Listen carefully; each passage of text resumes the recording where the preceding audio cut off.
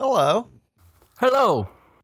What do you have there, bud? I see a box that says fresh, hot, and then something else, but I can't tell what you're eating.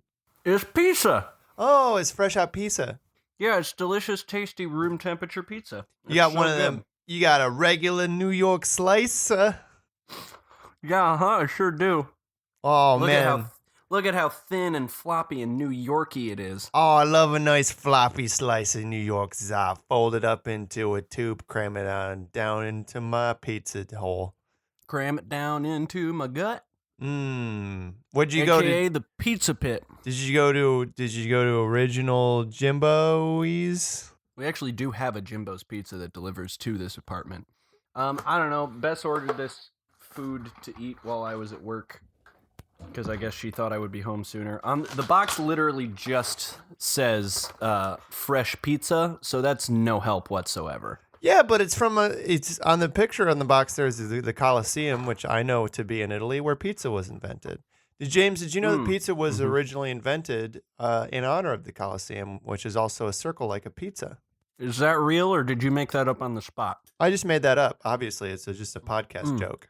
Okay. Yeah. For the podcast. Lots of things are circles, James. That would be wild if they were like, we've got this one big circle. Time to make a food circle to honor it. I mean, aren't like the ingredients of pizza supposed to honor the Italian flag or something? Yep, the Italian flag, which is made out of cheese, a nice red sauce, and a crunchy bread. Yeah, you know how like this is gonna be such good audio, me talking with all these crunchy pizza bites in between. Yeah, it really puts people here with us in the moment. They're like, I feel like I'm really there talking to James while he mashes down on old nasty pizza. You know how like there's here in America, we got all those rules about like how to take care of your flag and what you're not supposed to do with a flag and like folding your flag. Italians don't gotta worry about that because they're replacing those flags every goddamn day. Constantly. Although they do have rules about how often you have to replace your flag, what temperature oven your flag has to be cooked in. What ingredients, what kind of toppings can go on your flag. Exactly. You get caught with pineapple on your flag, boy, your butt's out in the Mediterranean Sea swimming for grease. Deported. Yep. Deported to the water. Deported right into that hot, salty water. Excuse me, can I present my flag as a calzone instead of a pizza? Yes, acceptable. Well, that's what you get after you serve in the military.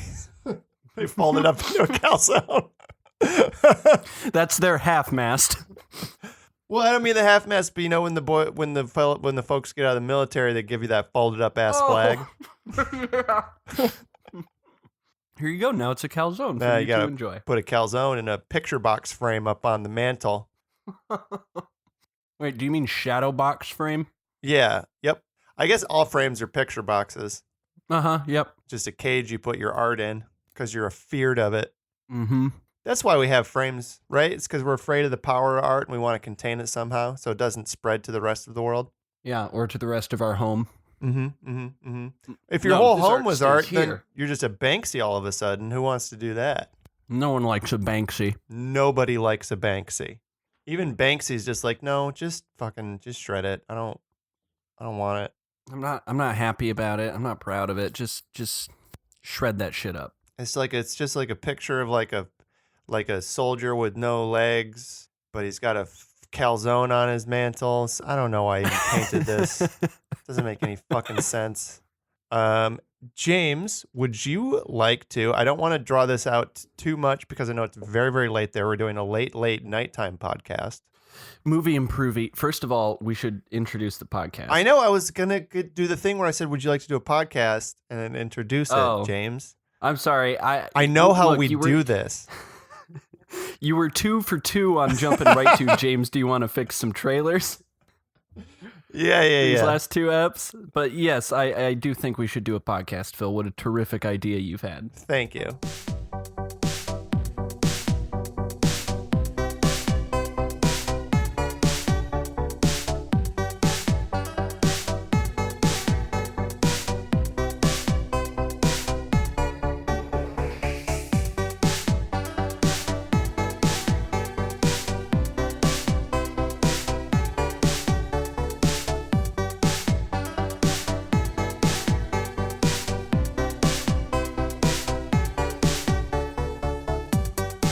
welcome to Movie Improvy. Hello. Hello, this is your world's first and foremost nighttime film repair podcast. I'm your licensed and board certified film repair technician of the evening, Phil Stressman. And I'm your executive film form after dark, James Kettler. Oh, man. Ooh, got those nighttime vibes in here. I feel so sultry. I feel like slipping on some high heels and eating at a food cart. I feel like making myself an outfit out of one raincoat I had and then talking to my cats. What's that one? This Catwoman from Batman Returns. Yep. She's a nighttime lady. James, would you like to warm up on some trailers before we tackle this inexplicably terrible movie that you've made us watch today? Yes, I would. And Phil, I have our first trailer identified, I think. Oh, I thought I did too. So, wait, which ones? Wait, let's say them both at the same time on 3, 2, 1. Speed kills.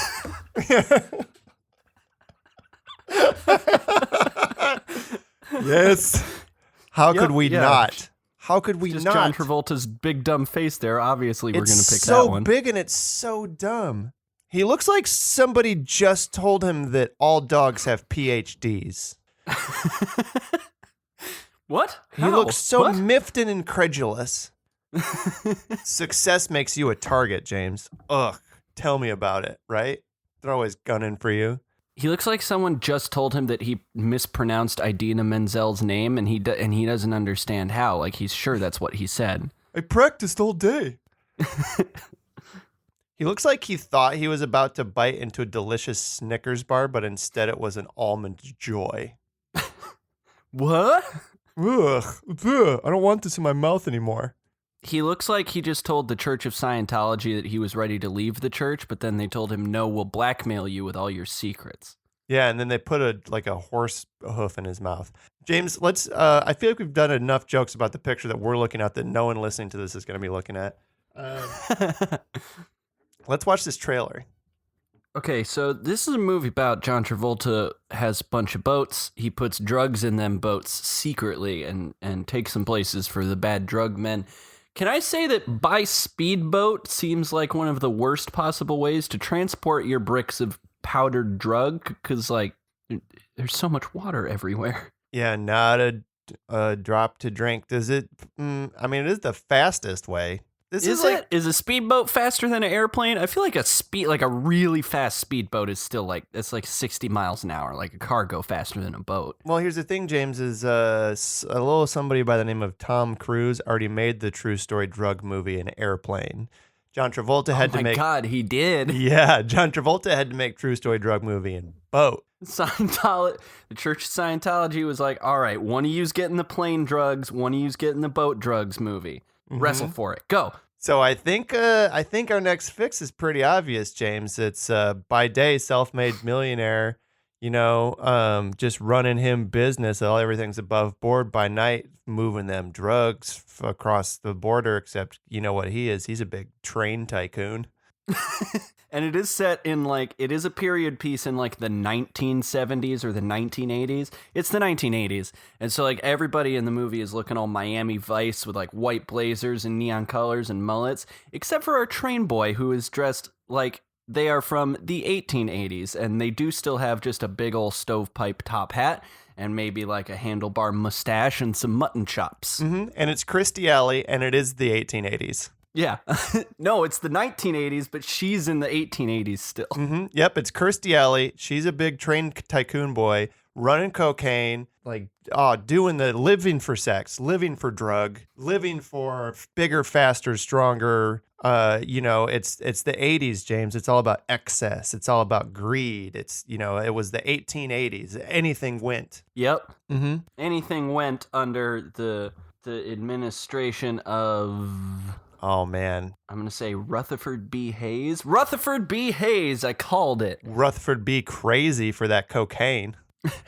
is what he says to her. He's in the movie. He's in on it. Mm-hmm. Played by Jamie Foxx. Yeah, Rutherford B. Hayes, Jamie Foxx. He's in on the grift because in both of the Tom Cruise plane movie and in the John Travolta boat movie, the government's in on it. The DEA, the FBI, the CIA, they're all running the drugs. I don't think that Rutherford B. Hayes and his Pinkertons would be any different. Pinkertons, they're just providing security to just try and stop those terrible cowboy train robbers from busting out them kilos and selling it to their horses. You know how Rutherford B. Hayes bought that election in 1880 when he became the president? It was with his Coke money. That's how. With that dirty Coke money. Think of all the Coke he could smuggle in that beard. And this movie is called, of course... Crazy Train. Yep. Nailed it. Fucking crushed it. And every music cue in the movie is Crazy Train by Ozzy Osbourne. Mm-hmm. Every time there's a new twist in the plot, you just hear that, on aboard! I don't know how Crazy Train goes. Down, now. That was pretty close. Yeah.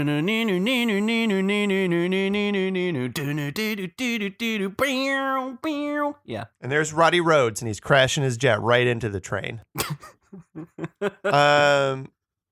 Shall we fix another trailer, James? We should. I'm looking at something here called The Quake. 1 down, 3 right from Speed Kills. Yep. That feels like it maybe could use a little bit of our help. First of all, what kind of quake? Earth? Water? Horse? It also says the wave was only the beginning. Now, is the wave a different film in the series that we haven't seen? Well, a wave is a water quake. Okay, so the water quake was. So it seems like A, this movie should be called The Earth and/or Airquake. Well, B, the tagline should actually be a hurricane. The water quake was only the beginning. A hurricane is an airquake. Oh, of course. Yeah, a big wave. What do you call those big waves? Tidal wave. That's a water quake. Earthquake is an earthquake. Now a firequake, obviously, that is volcano. Yep. James, where have you gone? I've lost you, James. Ooh, you froze on volcano. We had a little bit of an electronic quake there. An electroquake. Ooh. Yeah, Skype electroquake right the heck off of the connection of the internet. Did you hear the good thing I said where volcanoes are a firequake? I did. You literally froze on the word volcano. Oh, man. So my firequake words, which honestly, words, if you use them right, can be a sort of a small airquake that you make with your mouth. Let's watch this trailer.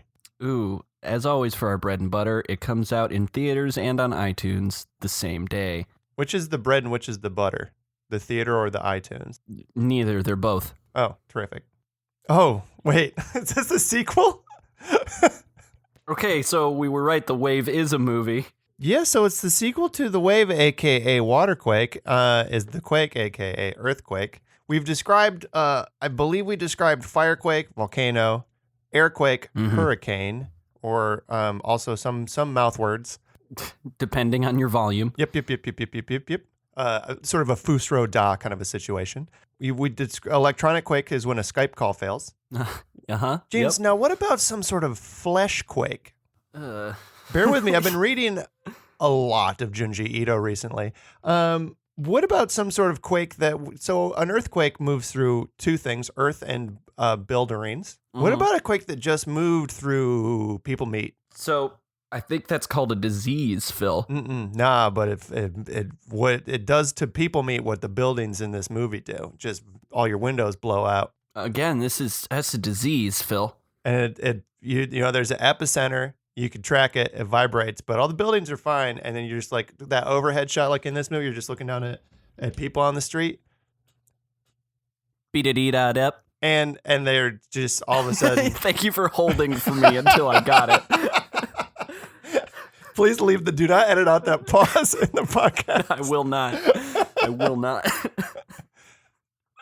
And you see them, and all of a sudden they're just like fucking Gumbies out there. They're just like if you put a Jello shot on top of a subwoofer, they're just fucking squirming around with their bones flying out of their mouths. They're just time for sushi and everywhere, but it's violent as all heck. Yeah, but it's yuck and it doesn't feel nice. Yeah. Can you can predict it, James. You can track it.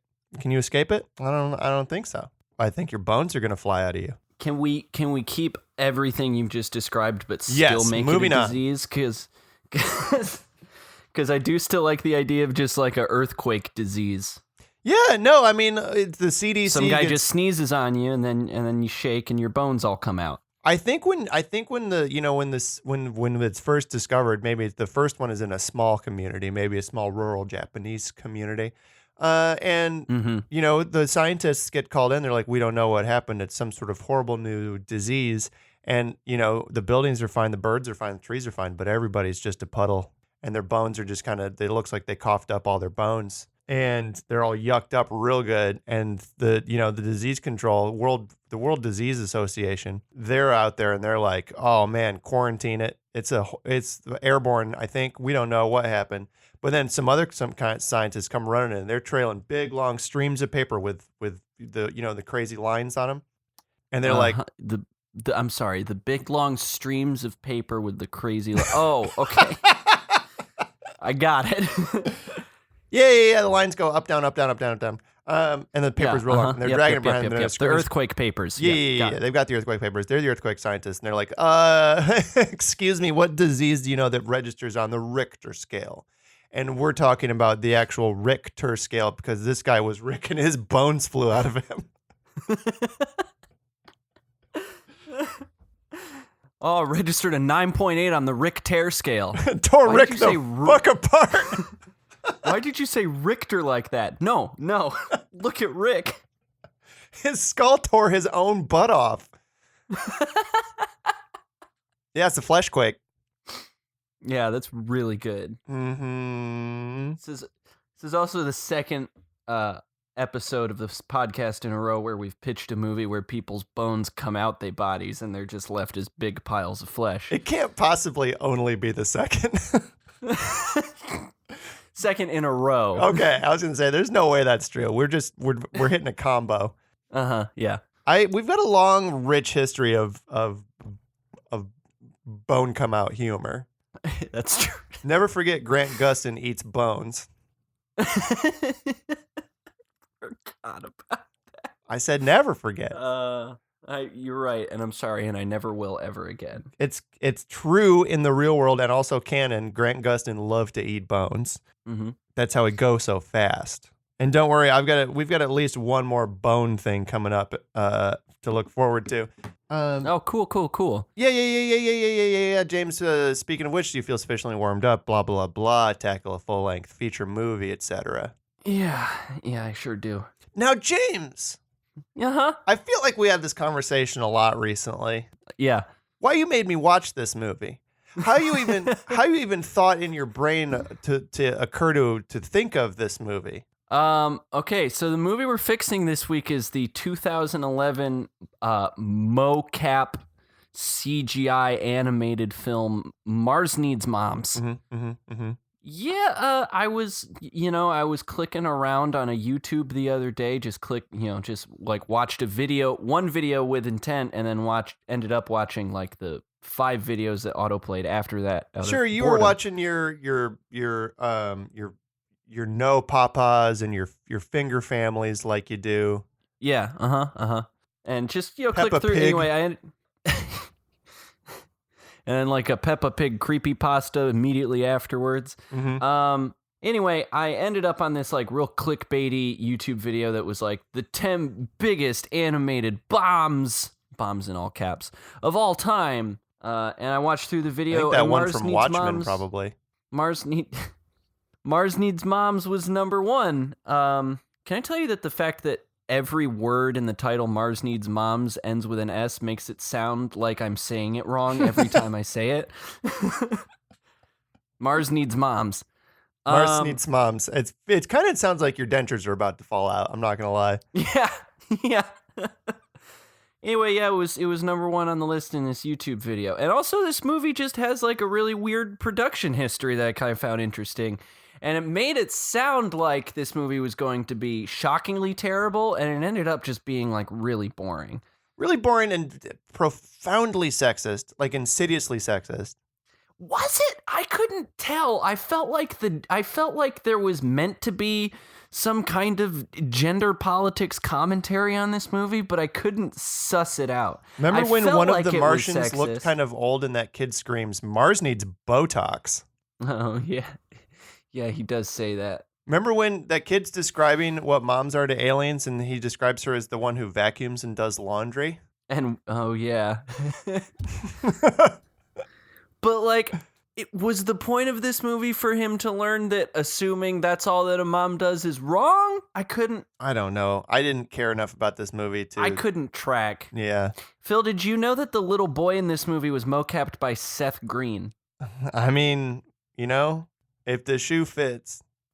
Seth Green was originally supposed to be the voice of the boy, and apparently he was the voice of the boy like so late into production that there's still like interviews with him on like late night shows where he's pegging himself as the star. Then at the last minute, like they dubbed over his voice with an actual child.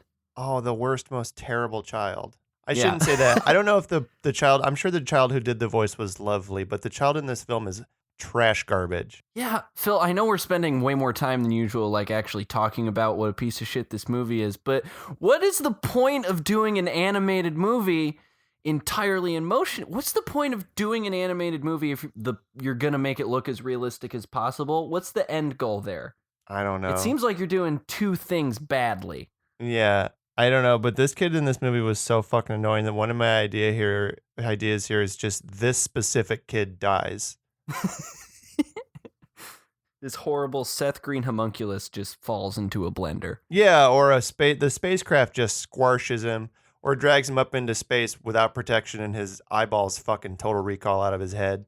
Yeah, there were a bunch of points in this movie when I was reasonably convinced he was going to die, and maybe that's just because subconsciously I wanted him to. Well, James, let's, as we always say, this isn't movie talk abouty. This is movie make 'em bettery. Like we always say, James. Yeah. Mm-hmm. Okay, can you play me the Give 'em Your Worst First theme song real quick? But, I'm going to need the outer space version, please, like Marsdew. Where'd you get that theremin from? You pulled it out of nowhere. No, it's actually just been here the whole time, Phil. I just haven't done this thing with my hands to make it play. Oh, sure. The theremin motion. The specific theremin motion. Yeah, it's just out of sight, just under the line of view of my webcam, Phil. So we had Give 'em your worst first. Oh, nice. Yeah, thank you. So this one's only tangentially out, like it's Mars related. It's not necessarily riffed off of anything specifically in this film. It's more just sort of a Mars idea I was kicking around. And also, we had a nice little spike in downloads of one of our episodes lately that I think might have been SEO Google trend related. So I wanted to maybe lean into that kind of situation a little bit more as well. So I've got an idea for a movie here about it's the future and ghosts are real. We know it. We've proved it with science finally. Okay. We can see them. We can talk to them. We know about what they do. But as you know from movies, James, The Conjuring, The Poltergeisting, other ones, some ghosts are bad and do crimes. Mm-hmm, so the question I have in the future is, what do you do with a ghost do crime? I have an answer for you. Put them in jail. I know what your next question is, James, but you can't keep ghosts in jail on Earth. No, you've got to put them in outer space, obviously, on Mars, where we built the ghost jail. But James, what happens if, as so often in our imperfect justice system, what happens if a ghost is wrongfully convicted and does everything in their power to escape from jail and right the wrongs that have sent him there? Well, then you have my movie idea, James, which is Red Planet Dead Shawshank Redemption.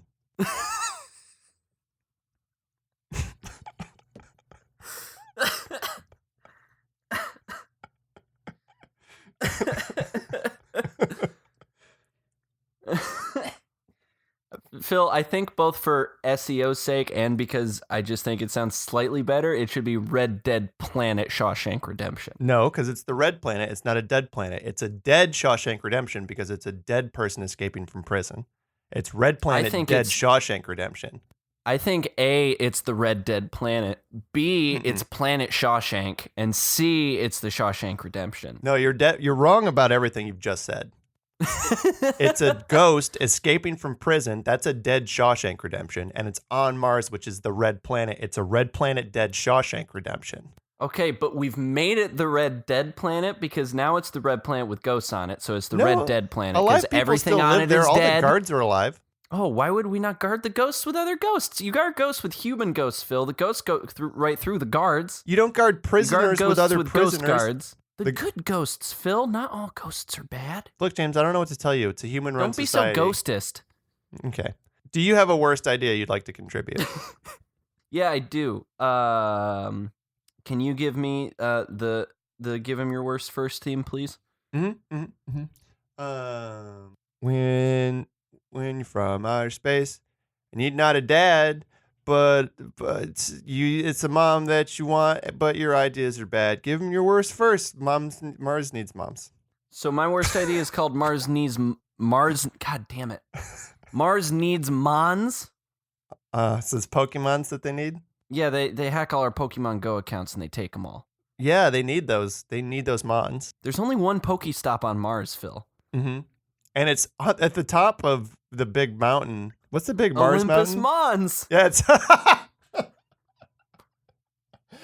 which is, yeah, I mean, that makes sense. So wait, does Mars need mountains or do they need Pokemons? They need Pokemons and they keep them in Olympus Mons. Yeah, Haven't you ever wondered why it's called that, kid? It's because all the Mons are in there. Don't call me kid. I'm 26, god damn it. Shut the fuck up. I mean, if you want to if you want to dig into the rich blank needs blank idea then we can get right in there if you want to. I feel like you've opened the door and now I want to step through it and start screaming these blank needs blank ideas at you. Yeah, I only had one other one. Can I throw that one at you real quick and then you can rapid fire through some? So is the porn parody version is Uranus needs moms. Okay. Well, you've sort of anticipated my favorite idea, which is... Oh? Yeah. Well, sort of. I mean, I was going to build up to it, but I'll just say it now. It's kind of the opposite of this movie, is if instead of moms, you needed some fathers instead, because dads can be important in a child's upbringing as well. But then I thought it should be a different planet besides Mars. So mine was actually Uranus needs daddies.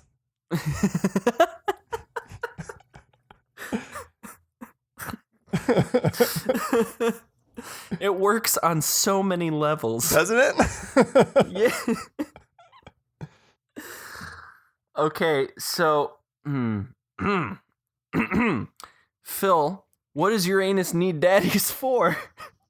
Oh, to plow their butts. Right.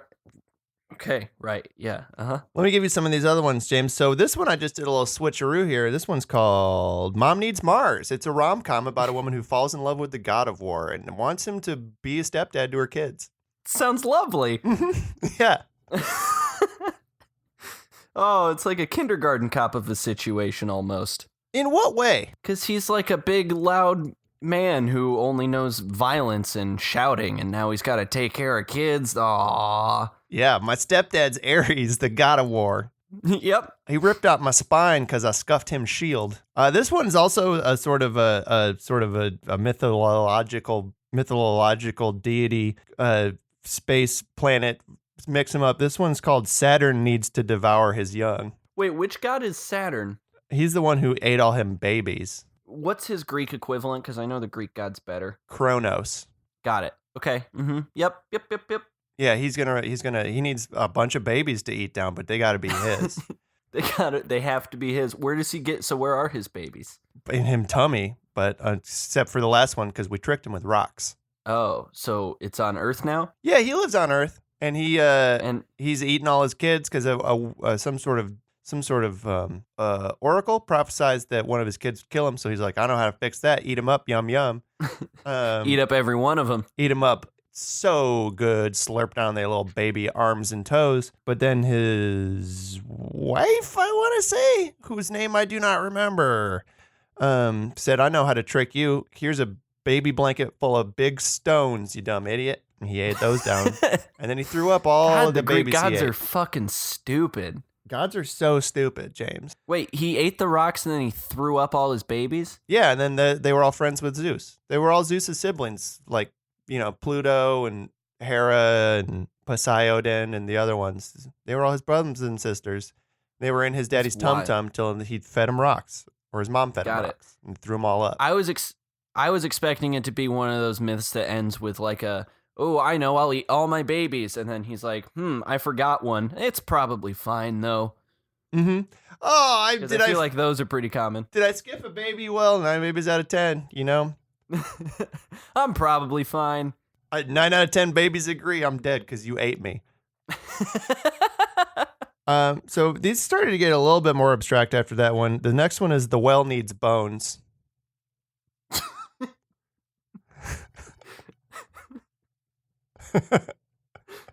I feel like I get the whole thing. There's a well, it's evil, some people gotta feed it some bones. Yeah, it's sort of a Hellraiser kind of a situation. So you go near the well and the well speaks to you and says, please, please, please, I'm so hungry. I just need to be full of human bones. And I think it does say it exactly like that word for word. The next one here is the humongous parasitic wasp needs hosts.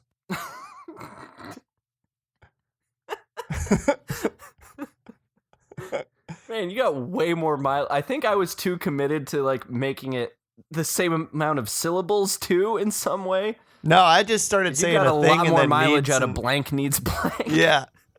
I just got one more here. This one I did actually go back to the needs moms construction. So this was who else needs moms, Phil? This one's less abstract in that sense. So this one is the humming black monolith in the forest needs moms. Oh. Does it need human moms or will any mother do? No, it needs human moms. And you don't know, you were just playing in the woods and it wasn't there yesterday, but you've never really seen this part of the woods. You've never really seen woods that look like this. And why does the sky look like that? Or is that the sky or is that just more trees? And I don't know what that humming is or what it means, but I know I have to bring my mom here and I have to bring her here right now and I have to give her to the monolith. Oh, look, there's all my friends. There's all their moms. Oh, cool. It's like a mom party. Oh, what? How do I have to give her to you? Oh, you just need her blood in the soil. I understand. Got it. That's why you had me bring the knife. Monolith, you so smart. Oh, Monolith, you thought of everything. Hey, Monolith, it almost looks less like you're there and more like you're not there. Is that regular for you? Oops, oh well, too late. Okay, James, do you have any other ideas maybe more related to the film? Yeah, I do.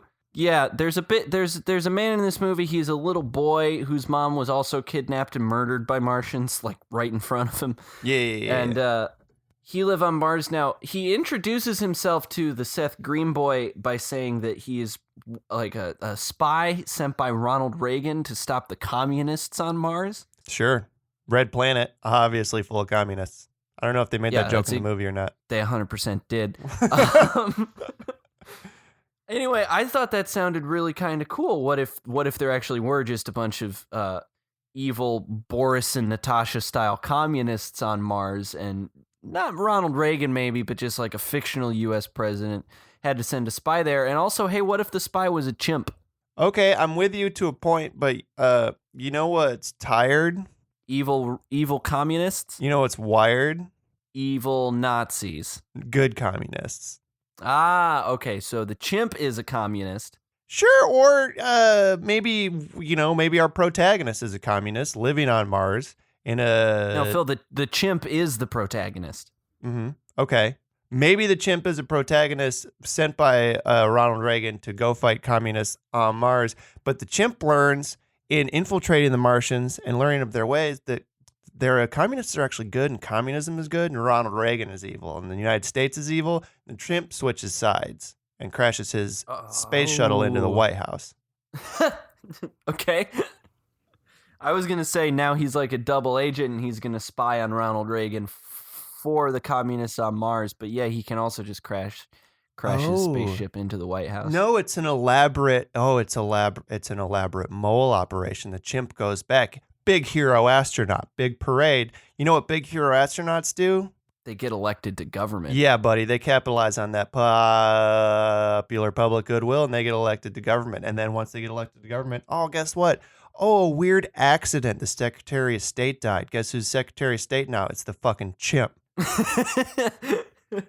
Guess who's also... He was born in America, so there's nothing in the Constitution. There's no law against it. Dang. Are we really going to play Air Bud rules with the presidency? Yes, we are. It's Steve. in the Federalist Papers. They had the argument. Thomas Jefferson said, I don't think chimps should be allowed to be president. And Alexander Hamilton said, go fuck yourself, Jefferson. Chimps can totally be president. And Jefferson said, you're just saying that to, like, you're just being antagonistic. Like, you don't actually believe that. You just want to argue with me because it's what I said. And then Hamilton said, like, no, I guess if a chimp is ever born in America, then it can be president, because that was an insane proposition in the 1600s when the country was born. Mm-hmm. Yep. They didn't even, they first of all, they just found out about chimp when they had that argument. They literally saw chimp for the first time, and then they started arguing about whether or not it could be president. But they wrote down their arguments because it was the 1500s. Hey, can that be president? They did it all the time. Hamilton, stop just pointing at shit and asking if it can be president. Hey, Jefferson, can this dick be president? No. I hate you, Hamilton. I hate you so much. I hate you. You're the worst president. Hamilton was the worst president. A lot of people are afraid to admit that because he had a popular play written about him. Yep. But honestly, like, show me a worst president you can't. Name one thing Hamilton did as president. Show me a worse president than the president who wasn't a goddamn president. Yeah. I mean, I could. That's right. You could. Yeah. You could, huh? Very easily could. Wouldn't have to point that far. It's the one now. The one now is it's the one we got. It's this one. Yeah, so secret spy chimp infiltrate US government. He also becomes best friends with Ronald Reagan. And so he gets to spend a lot of time, like, I think he just rides around on his back and he wears a tiny little suit, and, they're always just hanging out together, and, Ronald Reagan feeds him macaroons, and the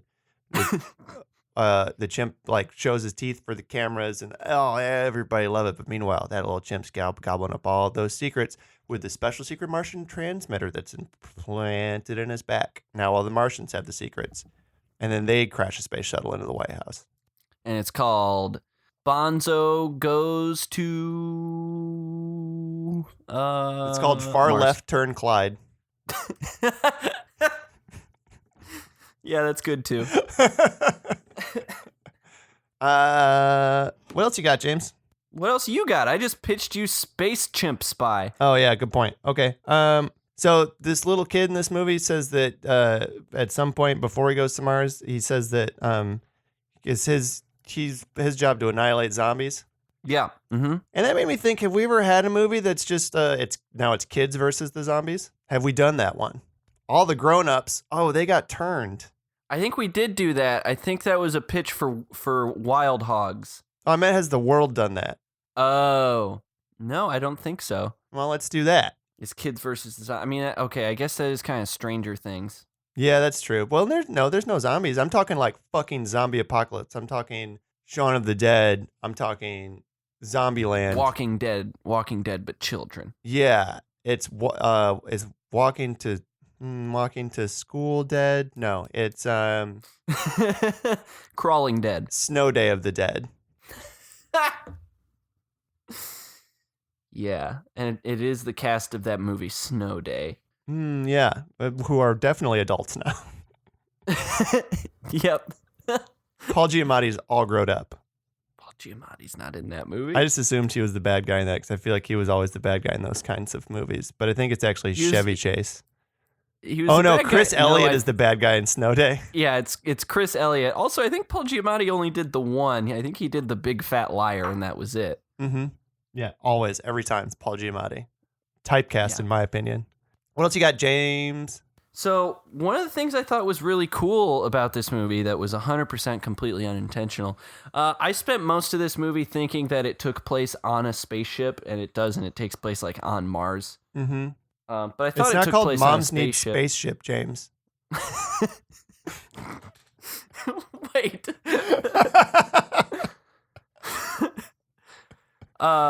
Anyway, so I liked the feel that it had when I thought it was a spaceship, that like there was this weird subculture that like lived on the spaceship that the main passengers of the spaceship didn't know about. Mm-hmm. So my idea is called Spaceship Sewer Mutants is the basic pitch, and it's just this idea of like a spaceship that's on this really, really long journey that's like so long the spaceship is like basically a big old city with its own cultures unique to it that are going to end once that spaceship lands on whatever planet is its destination. And it's just about all the gross, like, nasty folks who live on the underbelly of the spaceship, like the folks who live in the trash pit in this one. Okay, a couple of responses to that, James. The movie's called Mars Needs Moms. How did you not know it was on Mars? Because it looked like a big spaceship the whole time. Everybody was wearing helmets. I just thought it was... They had a trash compactor. I just thought it was a big old spaceship. It's called Mars Needs Moms, James. Yeah, and I knew the aliens were Martians. I thought we were going to Mars. It's not called Martians Need Moms. It's called Mars Needs Moms. It should have been, because that is more accurate. Yeah, that's a good point. Yeah, no, I like that. So it's sort of like an outer space chud. Yeah, yes. Carnivorous exactly. Martian underground dwellers. Yeah. Khmud. It's basically like that. It's basically like that scene in the first Star Wars where they're in the trash compactor and there's that weird tentacle monster that drags Luke under, and you're kind of like, did they put that there on purpose? Does it have something to do with the trash, or did a monster get in their trash without them knowing? Also, how big is this monster? The water doesn't seem very deep. It only comes up to about their ankles. But now Luke is under. But he's under the water. Is the Martian operating in different dimensions? Are there different planes of existence beneath this water? Who made this piece of shit movie? Honestly, James, Mars Needs Moms almost had the exact same plot as Star Wars, in that somebody I hated went to somewhere I didn't care about on a space station and did shit I didn't understand for reasons that were boring. That's my new... I'm going to go to Wikipedia right now, and in the plot summary section of Star Wars A New Hope, I'm going to put that.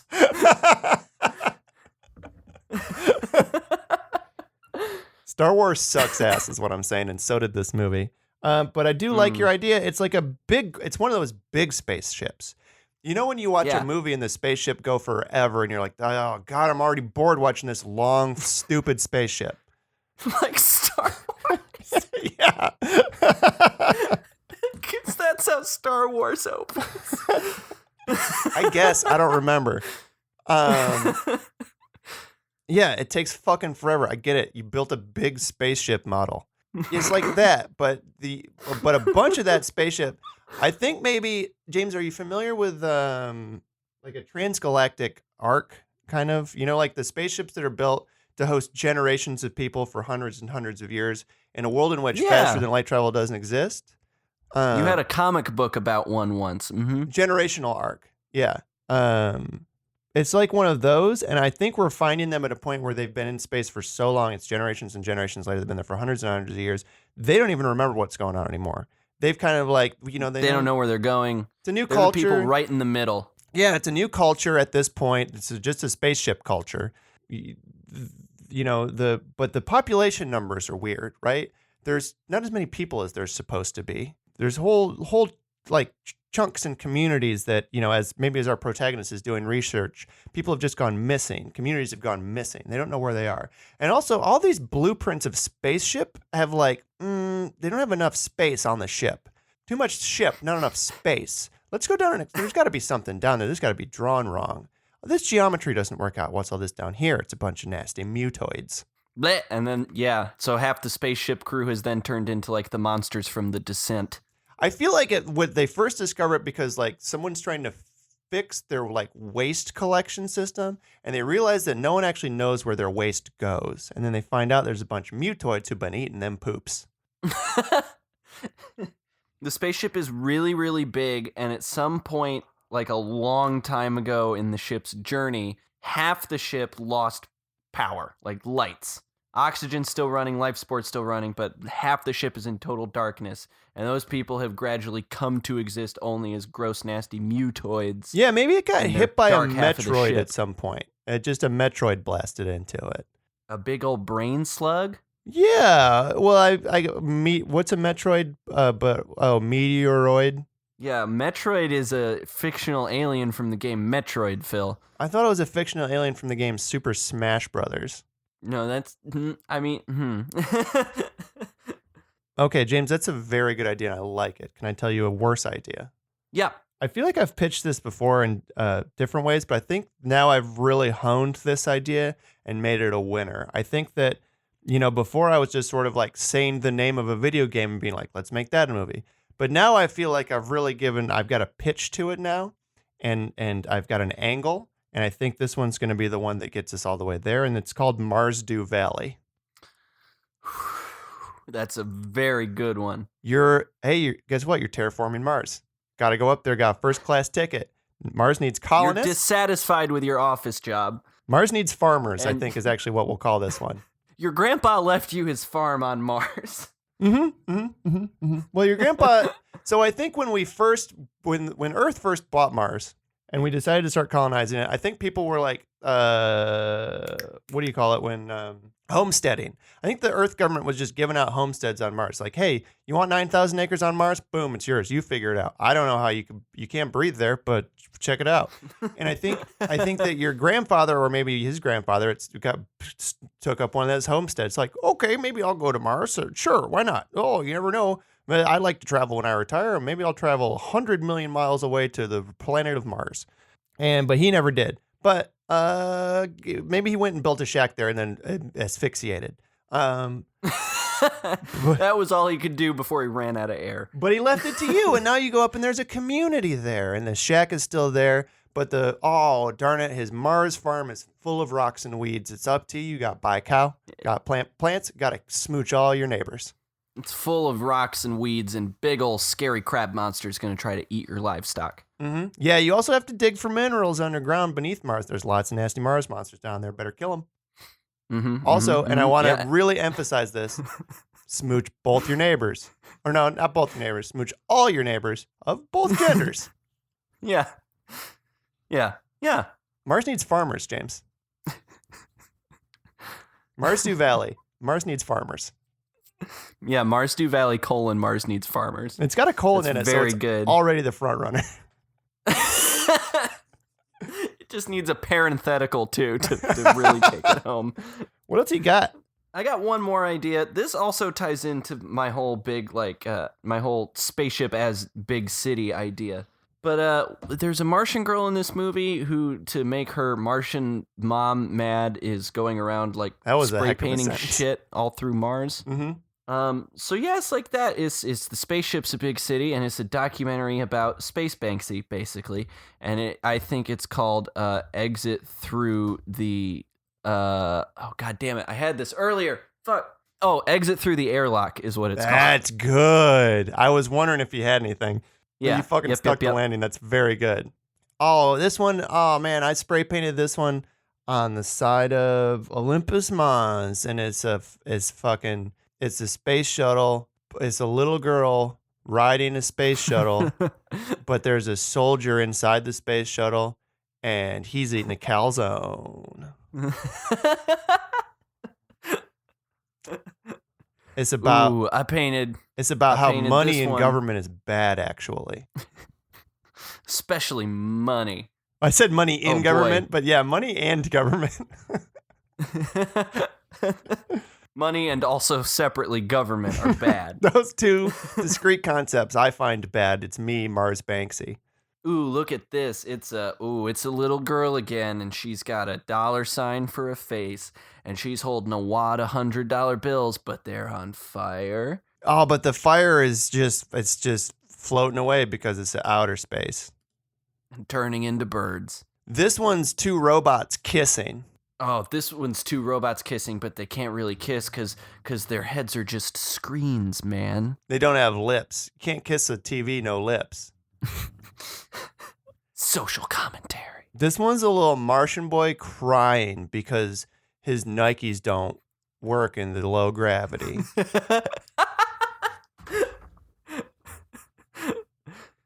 Goddamn air pumps don't hold air. This one's Yeah.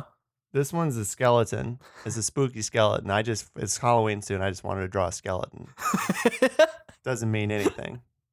We've all got skeletons inside us. Oh, that's what it means. Haha, twisted it on you, Banksy. I figured it out while I was Thanks, talking Banksy. to you. It's me, Mars Banksy. James, I don't have any more ideas. I do have one sort of a question we can meditate on as we try and decide which movie to make. And it's okay, but what powers do flowers have? Ooh, I think hypnosis. Mm-hmm. Yeah, that's one. I mean, they've got sort of a reverse dazzler power where they can turn light into energy for themselves. Yeah, that's a pretty cool one. I like that one a lot. James, what movie are we making today? It's definitely either Marsdew Valley, Mars Needs Farmers, or Space Chud. Man, I like Space Chud a whole heck of a lot. I'm not going to lie. I really like it. I think it's objectively better. I think we should do the Stardew Valley one. It's definitely more our brand, isn't it? Yeah, and I feel like we just came out of the month of spoops. We did a lot of scary ideas, and just a nice farmer smooching idea sounds... I feel like it'd go down real smooth right now. Because you know what, James? Yeah. Listen to this. Let me throw this at you to really seal the deal. October is the month of spoops. November is the month of the harvest. It's about that autumnal harvest. It's about filling up your whatever that wicker cone is with all of your pumpkins. Cornucopia. Yeah, whatever you filling up your wicker cornucopia with all of your pumpkins and squashes and showing your family how good you farmed that year. Look at the things I pulled out of the dirt. I pulled them out of the dirt and I put them in this wicker tube for you to enjoy. No, not eat. Look at. Look at them. I haven't cooked any of them. Appreciate. You can't eat these. They're almost all gourds. You can't gnaw on a loose gourd, you idiot. You absolute fool.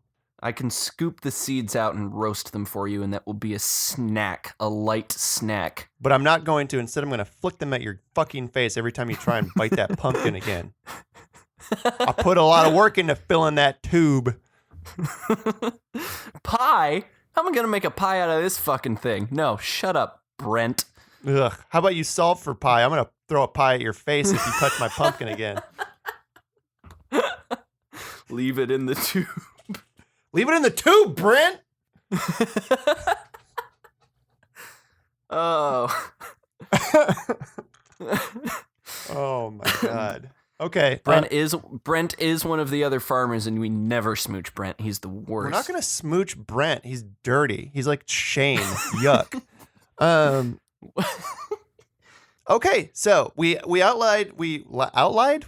out the beginning of the whole plot. Grandpa got given a homestead up on Mars. He wanted to be a farmer. Run over by a spaceship. You interrupted my good now song with your bad song. Now he's giving you his Martian farm. Your song wasn't that bad. But you could have let me finish my song.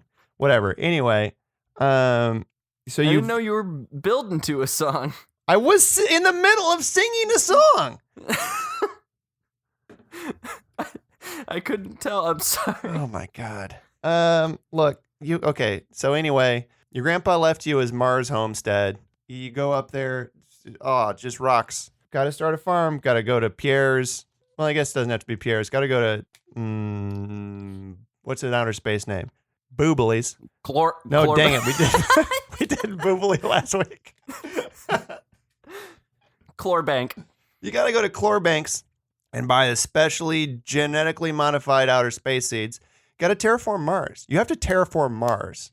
You have to do it like Matt Damon in that movie The Martian and use human poop as fertilizer. Yeah, you got to use your own dukes as fertilizer until you work up into how to pull nitrogen out of the Martian air. But anyway, while you're doing that, you get to know all the other Mars colonists and you fall in love with them and you smooch them and then you smooch other ones. I keep talking in the second person like this is a video game. It's not a fucking video game. It's a movie adaptation of a video game that takes place on Mars. So we need a pro tag. Who's our pro tag? Riley Jenkins. Yeah, Riley Jenkins. Your grandpa was crazy old man Jenkins, who said, I'm going to start a farm on Mars, and then he died.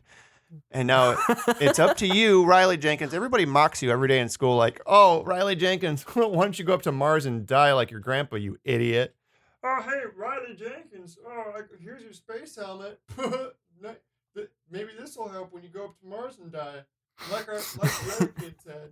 And they're constantly mocking you. You're a laughing stock. Your parents, I think, are dead and have left you enough money to go up there and finally prove everybody wrong. I'm talking in, why do I keep slipping into the second person? And they, Riley, they go up to Mars and they're going to prove it. They've got an axe to grind.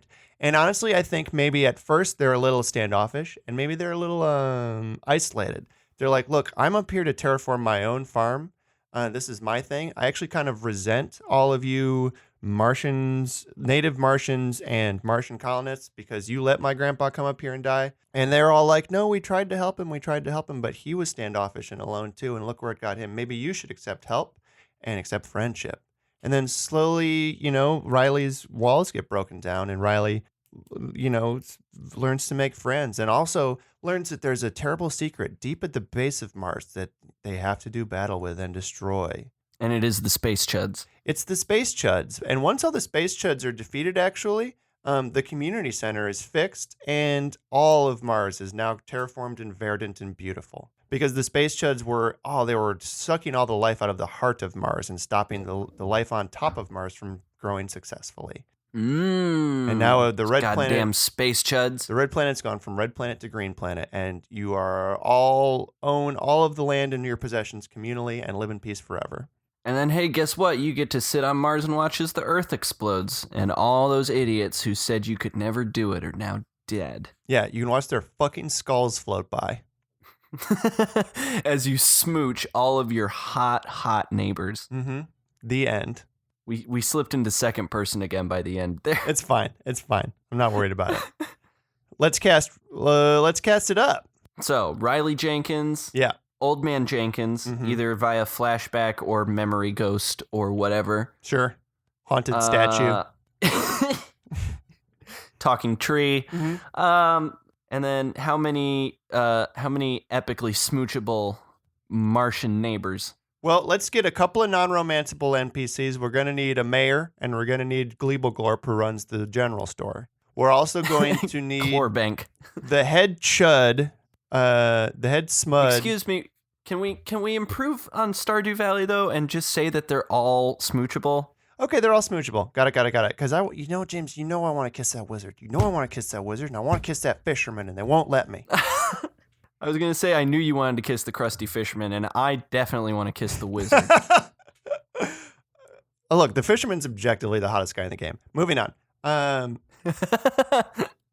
He owns his own business. Can Sebastian say that? No, he can't. Well, he's also the only one with a beard. I lost my train of thought completely because I'm just thinking about kissing that fisherman. Okay. Riley definitely kisses the fisherman. Yeah.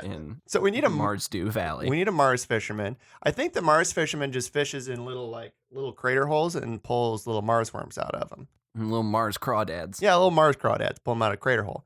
Okay, so we need a mayor. We need Gleebleglorp, the shop owner. We need a fisherman.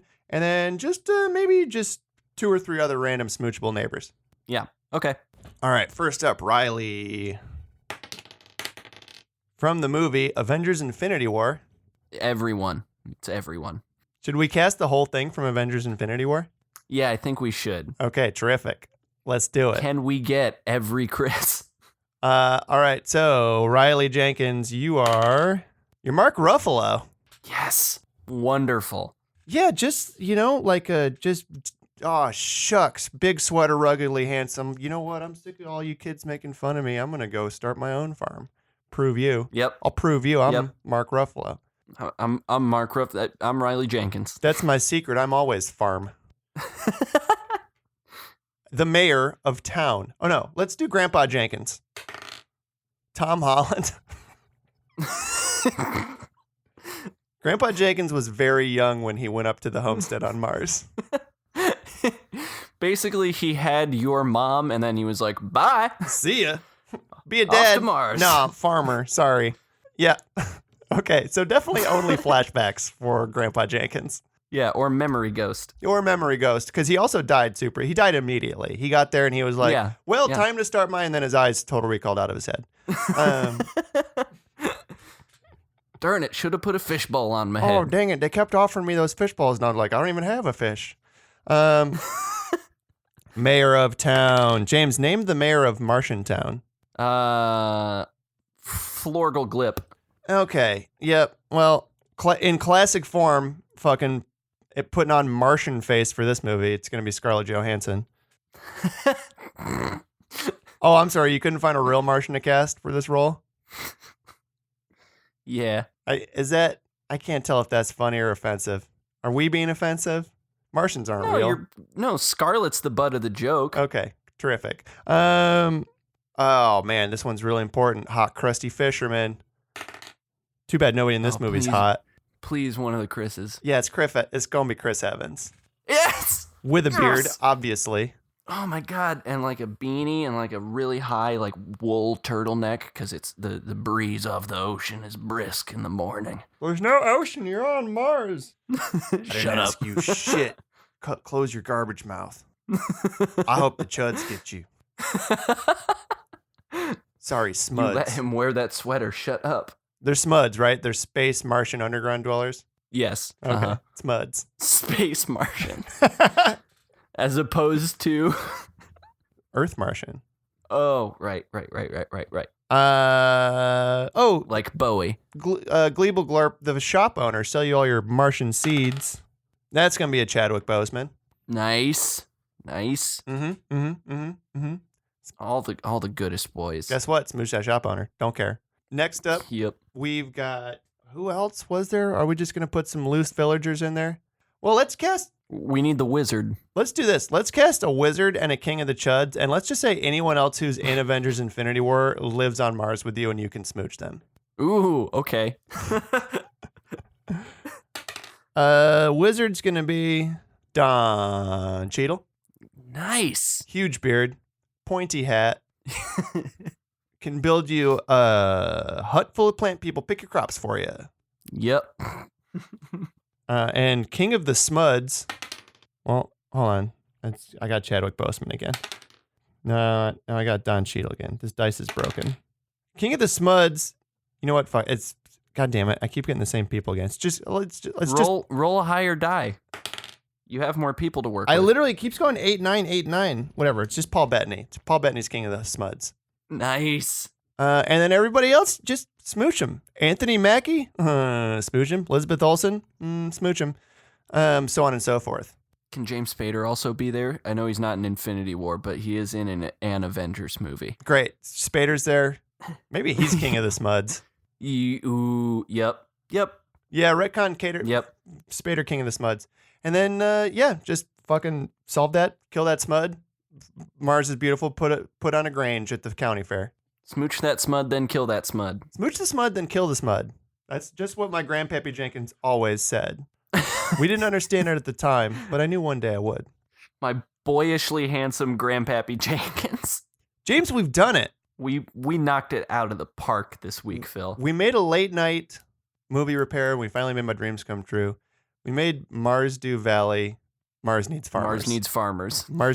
Should it be Mars Needs Farmers or Mars Needs Farms? Because I feel like Mars Needs Farms has more of the cadence of Mars Needs Moms. The syllabus on this is just out of here, out of this world. I hate it. Mars Needs Farms. I hate it. Nope. Mars Needs Farmers. Mars Needs Farms. Mars Needs Farmers. Mars Needs Farms? Okay, fine. No, you let me have my Marsdew Valley idea. I'll give you Mars Needs Farmers. Okay, thank you. Marsdew Valley : Mars Needs Farmers. Yep. Marsers needs farmers. I'm fine with that. Okay, well, James, nighttime thank you. After dark thank you. I want to give I guess would just be like a thank you. Ooh, I want to give an evening thank you to Cusick for the use of the song Dragonfly as our theme song. You can find more of their music on the internet. I want to give, the witching hour thank you to everybody for listening. Please alive. Please alive. Subscribe. to this podcast on something, iTunes, Stitcher, whatever. Rate and review this podcast somewhere. Please do it. It would really help us a lot. We'd love to get more listeners. We think we're making a pretty good podcast. I think so. Yeah, we like it. So spread the word, folks. Humans, Martians, and smuds alike. You can follow us on Twitter at #MovieImprovie. You can follow me on Twitter at Phil Stressman. You can follow James on Twitter at DocProfessorMan. And, kiss every farmer you know. Oh, is that our sign-off line this week? No, that's just a piece of advice I wanted to give. No, yeah. James. Yeah. James, when you want to go into outer space and kick on out of that Earth's gravitational pull, scoop yourself on out of that gravity well up into the blissful nothingness of the cold space embrace. Tell me what you got to do. Come on, step it up. Got to go fast. It could have been either of those. I wasn't sure which one you were setting me up to go with. Doesn't matter. Goodbye. Goodbye.